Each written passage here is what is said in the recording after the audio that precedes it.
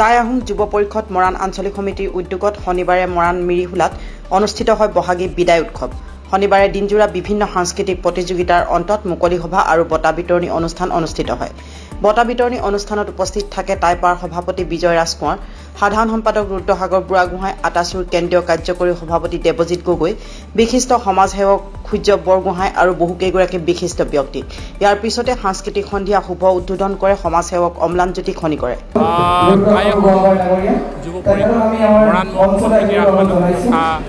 মৰাণ আঞ্চলিক সমিতিৰ উদ্যোগত আজি মৰাণৰ মিৰিহোলা উদয়ন যুৱ সংঘৰ বহাগী বিদায় 2024 অনুষ্ঠিত কৰা হৈছে। আৰু আজিৰ দিনজোৰা কাৰ্যসূচী ইতিমধ্যে আমি পতাকা উত্তোলন কাৰ্যসূচীৰ আৰম্ভ কৰি বিভিন্ন প্ৰতিযোগিতা আৰম্ভ কৰি সন্ধিয়া সাংস্কৃতিক সন্ধিয়াৰ যি মূল কাৰ্যসূচী এই কাৰ্যসূচী আজি উপনীত হৈছোঁ। আৰু ইতিমধ্যে আমি অৱগত কৰিছোঁৱেই যে বহাগী বিদায় আমাৰ জেঠ সোমালেহি, অনুষ্ঠানটো যথেষ্ট দেৰি হ'ল। আৰু ইয়াৰ কাৰণো আমি কৈছোঁ যে সোণাৰী নগৰত আমি টাইপাই অনুষ্ঠিত কৰি আছোঁ কেন্দ্ৰীয়ভাৱে বীৰাংগনা অনুষ্ঠান 29 ছেপ্টেম্বৰ অনুষ্ঠিত কৰা হৈছিল।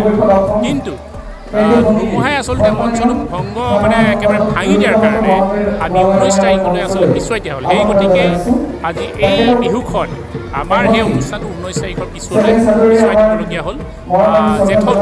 গতিকে এইখিনি আমি ইতিমধ্যে কোৱা হৈছে আৰু আশা কৰিছোঁ আজি বহাগী বিদায় অনুষ্ঠানৰ যোগেদি আমি বহাগৰ শেষ বিদায় আমি জনাইছোঁ এই মৰাণৰ পৰাই।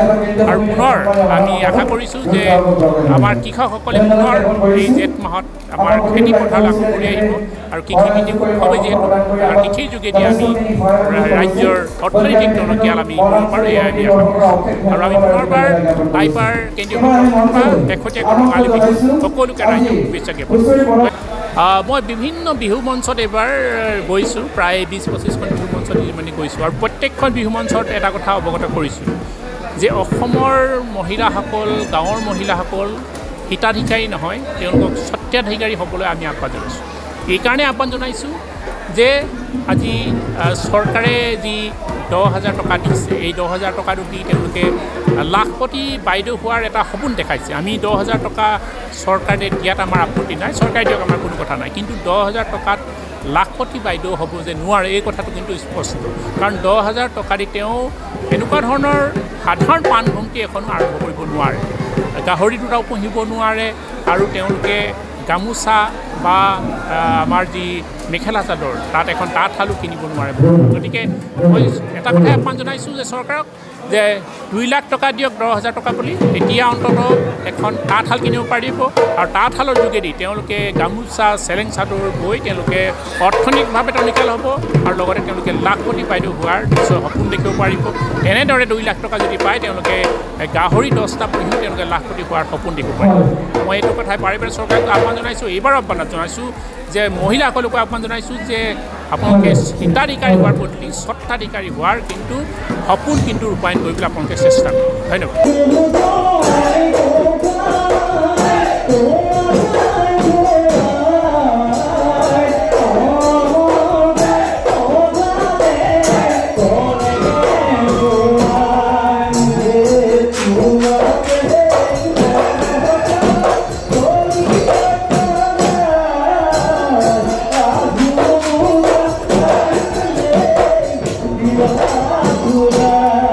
Yeah.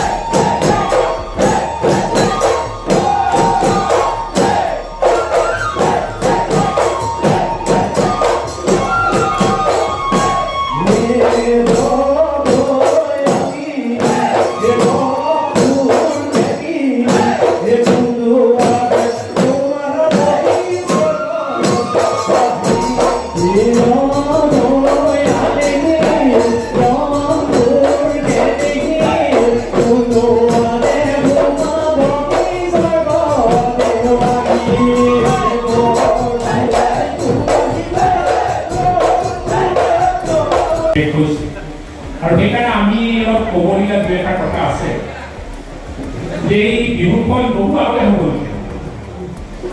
সোণাৰী আমাৰ নগৰ চৰাইদেউ জিলা তাতে কেন্দ্ৰীয়ভাৱে আমি এটা অনুষ্ঠান অনুষ্ঠিত কৰোঁ বীৰাংগনা মূলা গাভৰু বঁটা অনুষ্ঠান এইবাৰ আমি 11 বৰ্ষৰ বাবে এই অনুষ্ঠান অনুষ্ঠিত কৰিছোঁ 19 এই তাৰিখত অনুষ্ঠিত হৈ গৈছে আৰু এই অনুষ্ঠানটো অনুষ্ঠিত হোৱাৰ সময় আছিল 29 আৰু 30 এপ্ৰিল কিন্তু এটা কাল ধুমুহা আহিল এই ধুমুহাটোৱে এই মঞ্চটো আৰু মণ্ডপটো সম্পূৰ্ণৰূপে এফালে কষ্ট কৰি দিয়া হ'ল আৰু সেইকাৰণে সেই সময়তে আমি সেই অনুষ্ঠানটো কৰিব নোৱাৰিম আমি 19 তাৰিখৰ পিছুৱাই দিয়া হ'ল আৰু এতিয়া আমাৰ মৰাণ অঞ্চল কমিটি আমাক কৈছিল যে আপোনালোকৰ যি অনুষ্ঠান আছে 29-30 তাৰিখৰ অনুষ্ঠানটো তাৰপাছতে আমি এই বিহুখন অনুষ্ঠিত কৰিম আৰু যিহেতু আমাৰ অনুষ্ঠান 19 তাৰিখলৈ গুচি গ'ল গতিকে তেওঁলোকে ক'লে যে যিহেতু আপোনালোকৰ অনুষ্ঠানটো আছে কেন্দ্ৰীয়ভাৱে অনুষ্ঠিত কৰিছে গতিকে আপোনালোকৰ অনুষ্ঠানটো অনুষ্ঠিত কৰাৰ পাছতহে আমি অনুষ্ঠিত কৰিলে সুবিধা হ'ব কাৰণ আপোনালোক গোটেই মানুহখিনি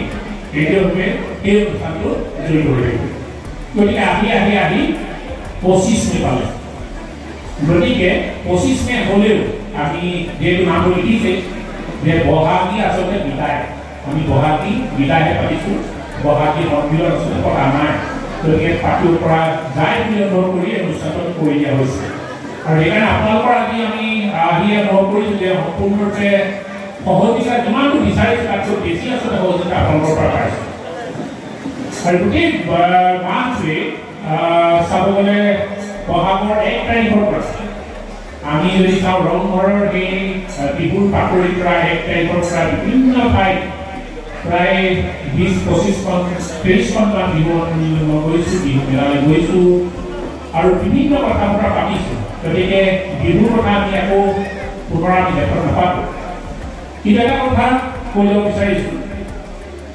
মহিলাসকল প্ৰায় মই দেখিছোঁ 80% মহিলাই বহি আছে আৰু মহিলাসকলক লৈ মই দুটামান কথা ক'ব বিচাৰিছোঁ বিহুৰ কথা পাতি মই পিন্ধিয়াত এখন গামোচা মুগাৰ আৰু এখন চেলেং চাদৰ গামোচাখন আমাৰ ৰীতিয়ে ঘৰত ৰংটোতে খাব পাৰি কিন্তু এইখন আমাৰ মানুহে লোৱা নহয় এখন বাহিৰ পাৰিছে চেলেং চাদৰ আমি এতিয়া বিচাৰি পাবলৈ নাই আমাৰ ৰীতিৰ যোগেদি পোৱা কিন্তু গামোচাখন পোৱা যায় আৰু এইটো মই গামোচাখন পিন্ধি আছোঁ আৰু এই চেলেংখন যে মই লৈ আছোঁ ইয়াৰ যি ব্যৱসায়িক পৰিসৰ এই পৰিসৰটো আপোনালোকে এতিয়া অনুভৱ কৰিব বা বুজি পাব এই সমীক্ষাৰ যোগেদি এতিয়া বুজিব যে বিশাল পৰিসৰৰ এটা মাৰ্কেট ভেলু ইয়াত আমাৰ এই গামোচা আৰু চেলেঙত অসম ভাৰত আৰু বিশ্বব্যাপী চলি আছে